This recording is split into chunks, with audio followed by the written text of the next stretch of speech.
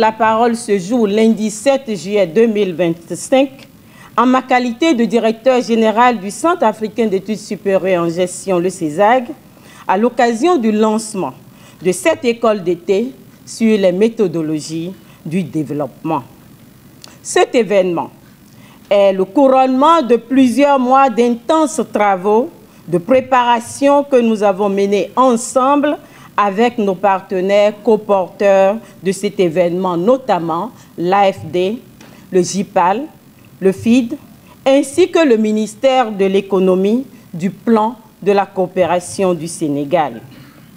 Dans le domaine de l'évaluation, il est coutume d'apprécier le chemin parcouru en vue de mesurer les progrès et en tirer des leçons. Au regard de la qualité des participants mobilisés pour cette école d'été et la richesse de son agenda, je considère que nous avons réussi le pari. C'est donc avec une grande joie que je vous souhaite la plus cordiale bienvenue ici à l'hôtel Azalaï de Dakar, qui nous accueille pour cette cérémonie d'ouverture et panel de haut niveau. Les travaux se poursuivront toute cette semaine dans les locaux du CESAG, notre institution commune, lieu d'apprentissage, d'excellence académique et de dialogue au service du développement du continent africain. Je salue votre présence nombreuse et diversifiée, en provenance de plusieurs disciplines, d'institutions et de pays. Elle témoigne de la vigueur de la communauté, des professionnels de l'évaluation du continent et notre attachement à la rigueur méthodologique dans la pensée et l'action pour le développement. Cette école d'été est bien alignée sur la mission du CESAG, celle qui lui a été confiée par les chefs d'État de l'Union économique et monétaire ouest-africaine, UEMOA, qui ont eu pour ambition de doter notre espace communautaire d'une structure de formation capable de contribuer à la transformation du capital humain dans la logique de rapprocher nos peuples, de mettre en valeur notre richesse culturelle et soutenir l'intégration régionale. Depuis 40 ans, le CESAG a œuvré inlassablement pour proposer à la communauté francophone d'Afrique des programmes de formation dans le domaine de la gestion et pour les États et organisations de notre espace communautaire, des programmes d'accompagnement technique pour leur permettre de relever les défis du développement. C'est dans cette logique que pour faire face aux défis de mise en œuvre et d'appropriation des réformes en gouvernance publique et en gestion axée sur les résultats, le CESAG a pris l'initiative d'abriter depuis 2011 le Centre de renforcement des capacités en évaluation et gestion axée sur les résultats pour l'Afrique francophone, appelé CLEAR FA, avec l'appui de la Banque mondiale. À travers le CLEAR, le CESAG a développé des programmes pionniers de formation de courte durée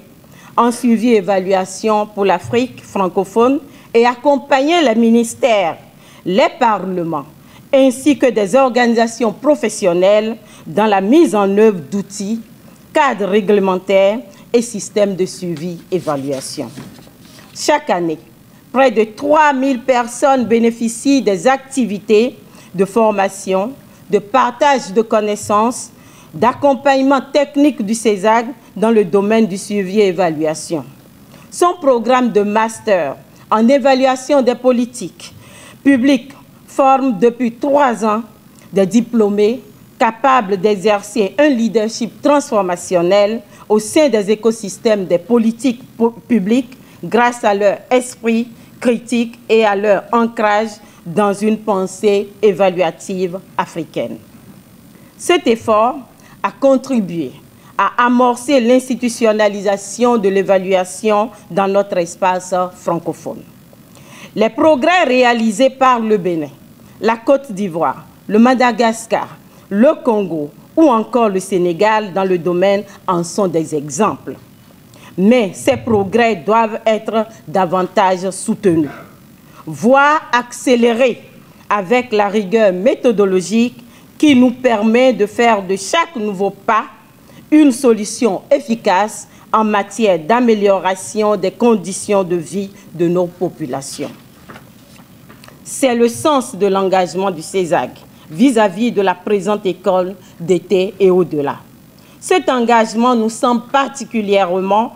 urgent dans le contexte actuel de la coopération internationale où les voix des Africains convergent